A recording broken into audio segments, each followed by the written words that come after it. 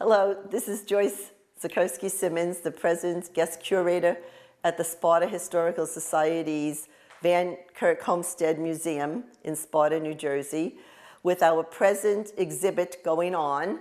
It began or opened on April 10th, 2016, and will be closing on June 26th, 2016. It's entitled Faux and Fabulous, which features 100 years of vintage costume jewelry, all made, assembled in America. It speaks about the early immigrants who arrived on the shores of America, seeking a new life for themselves and their families, bringing their creative skills, ideas, and illustrious backgrounds to our country. Most of the costume jewelry had begun in 1860 in the New England areas, the towns of Plainville and Attleboro, Massachusetts, where companies such as PS Company, which stands for Plainville Stock, the JF Sturdy Company, the Sturdy Brothers, RF Simmons and Whiting and Davis, all along with our Newark, New Jersey Kremitz Company, began making adornments for both men and women. Most of this jewelry considered vintage was costume, meaning it was a replica of the real gold, silver, and platinum of the day. The costume was what people wore at that time, and through the decades from 1900 to 2000, in this exhibit, we basically show what changes and styles existed.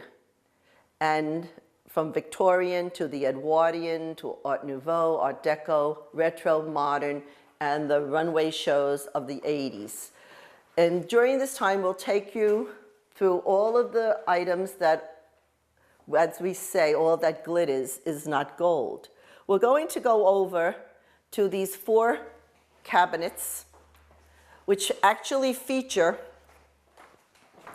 the 100 years that is focused in this vintage costume jewelry exhibit.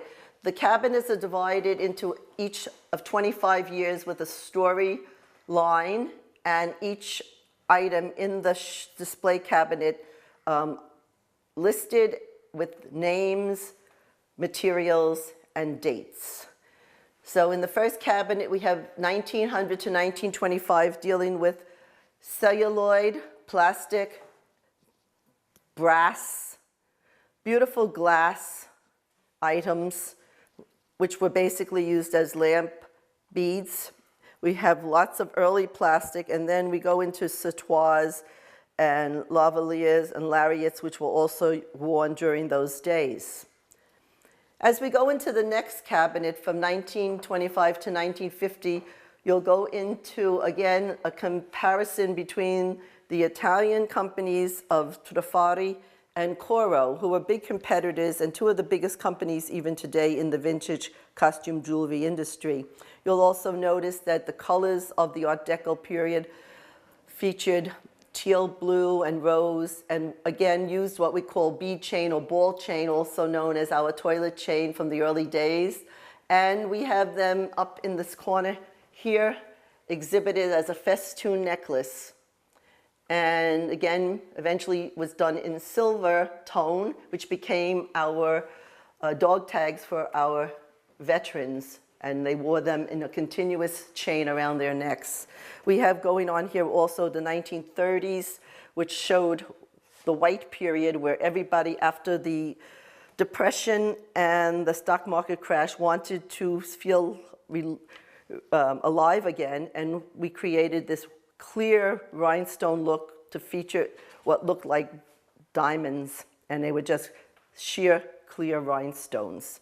But everybody was on the bandwagon to feel good and positive again after the events of America. We also have in this cabinet the 5 and dime. At the bottom here we have poppet beads, but this would have not been the 29-cent version. This would have been the $1.29, where you had colored poppet beads, not just the white ones to look like pearls, and all done in plastic. Plastic era was really popular at this time. Coming into the next cabinet, we go and we show items from the 1950s to 1975.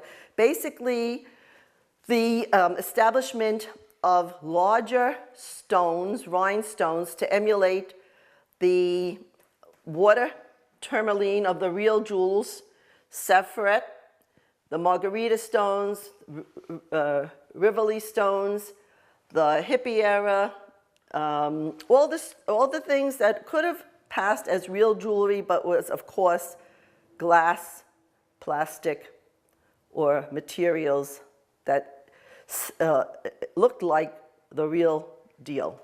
We also have different styles of plastic, different companies, Sarah Coventry, Lisner. We also have, actually, during that time, the poodle skirts being the animals, the little furry animals with mink earrings. And we have so much going on during the 50s, which was basically a time when more than 500, 600 companies actually competed against each other in Providence, Rhode Island.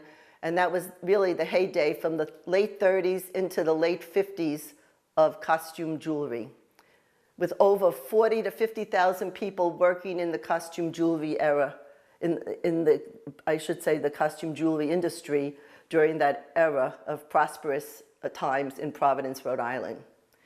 We come into the last cabinet from 1975 to 2000, and here you have the runway pieces of 1986, red carpet, where people were competing for bigger, bolder, and better.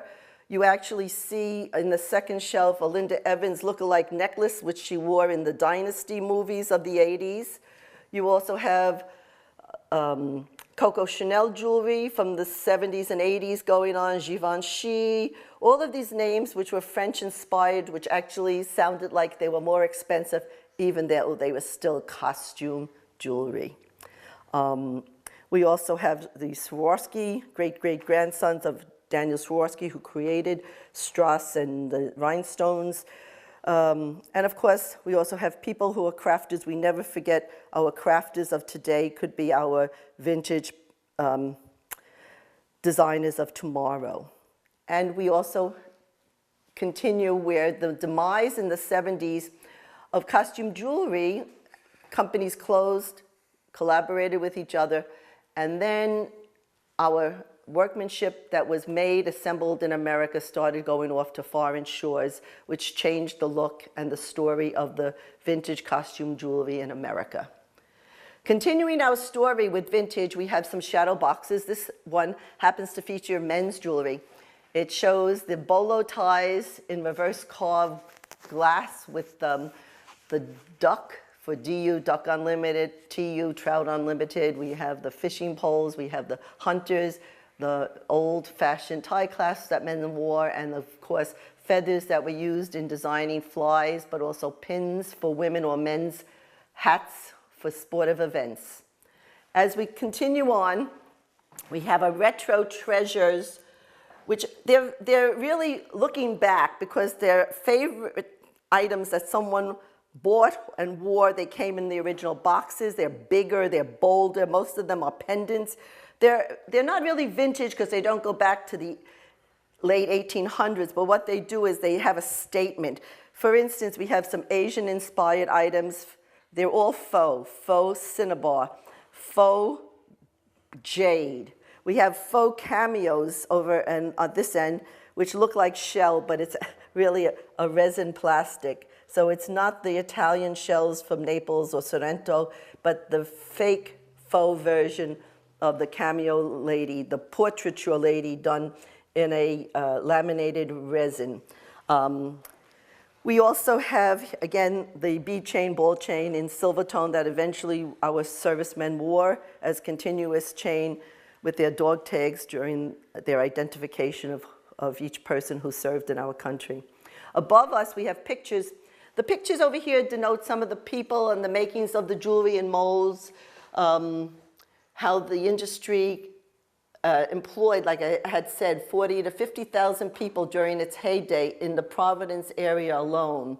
And we have the story of what retro is, and we have pictures of the owners of Ellie and Sandy Morse, the owners of Miriam Haskell, myself in the picture, Millie on the left, one of the last designers for the Miriam Haskell industry. We talk about Miriam, and we go into what we focus on in this exhibit. Miriam Haskell was a forerunner of costume jewelry made by a woman who came from the Midwest, came to the McAlpin Hotel in New York, wound up selling her items that she designed, met up with Frank Hess, who was a window designer for Macy's, collaborator, and eventually became her main designer. Frank would say to Miriam, well, how do you like this? Miriam would tweak it a little and say, a little this, a little that, and then she eventually left the 30 years left up to Frank to design her jewelry. As she started over here, Miriam would use all items that were during the 20s of war, items that had to go to the war effort. She would just use wood, glass beads, plastic backgrounds, unsigned, totally unsigned.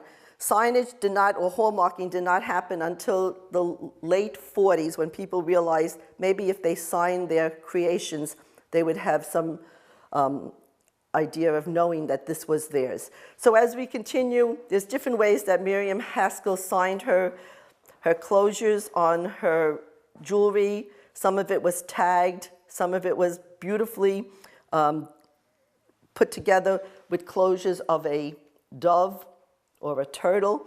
But what happened is when you turn the backs of Miriam Haskell jewelry over, most of the backs are as beautiful as the fronts. As we continue, we go through the history of the Haskell and the Hess designs.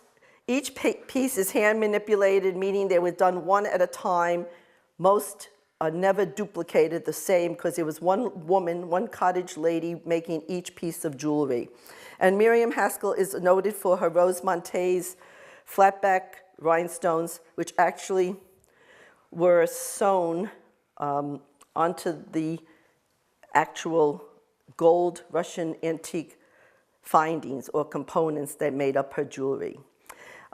We also come this way to take you over to another shadow box where all of the findings, which is what they're known as, or components, the Guyot Brothers, still up in Attleboro, Massachusetts, came from the Swiss area, French and Swiss area, and settled in Attleboro, Massachusetts, and are still there today after 104 years in the business. And these brass components acted as the background for wiring beads, or actually hiding the wire, and then actually putting a second exact finding on, almost like an Oreo cookie, enclosing the wire between the two exact findings.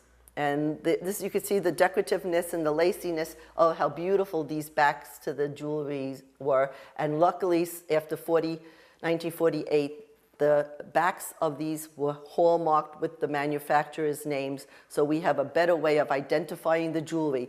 Those that were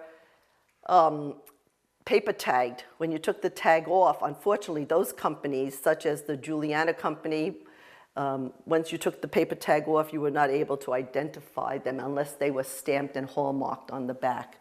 And we finally come to another part. Oh, I guess we really need to just talk a little bit about this. This is a little bit of a summary of jewelry in life in America with accessories. I'd like to point out some of the beautiful longer necklaces here, but handbags that used rhinestones from Scranton, Pennsylvania, actual flapper headband worn during a wedding in 1928 with Cilician wire on it and rhinestones, the Cellini pin on a beautiful wool hat, the fur clips that were done by the Eisenberg company called Eisenberg Originals, always on a fur stole. And then we have the Whiting and Davis, the handbags, the links, and also the fabric made of cut steel that was used, applied to a frame and a handle. And Whiting and Davis basically was a handbag company that eventually made jewelry in 1956. Ending with the beautiful glass beads and pearl beads on gloves, and how exact and beautiful items were made during the first 100 years from 1900 to 2000, all in America. And here again, we have a little funky and fun display that shows the quivers or the flutterers. These are flutterflies, and they do move. You can see the wings of the dragonfly and the bugs. They're called tremblers. We have many, many different types of butterflies in mother of pearl, in marcasite, in plastic, in aluminum, all of the different types of materials used during this time. We also have the different dogs going on. We have the wood-carved dogs when we could only use the materials that were available during wartime. Efforts took so much of our metals that we had to go to the plastic and wood. Stamped brass. We also have the March of the Turtles with the diffraction, which today looks like our DVDs, also done by the Juliarama Company. We also have our larger pendants of movable owls and turtles and elephants and things that people just loved because they were bigger, bolder, and fun. We also have a shadow box commemorating souvenir mementos. Mementos that were used, sweater guards of the Blessed Virgin Mary laminated in blue with just what was called silver tone metal. We have ladies' cufflinks, which could have been used by a man. We have the Statue of Liberty. We have I Like Ike during the Ike administration. And we have a bracelet from the 1939 World's Fair in New York City, in Flushing Meadow, followed by a commemorative of sweetheart jewelry between World War I and World War II with the Air Force wings, with the locket, and again, necklace that men in service would send home to their wives, their girlfriends, their moms. And this really ends our display. We've been in many magazines. We've been in the New England Antique Journal, which featured our museum in their April issue as the Museum of the Month. We had this wonderful display, Faux and Fabulous, 100 years of the jewelry. Continuing on to the next page with more pictures, online exclusives. And this magazine actually goes to 103 countries around the world, online and through the mail.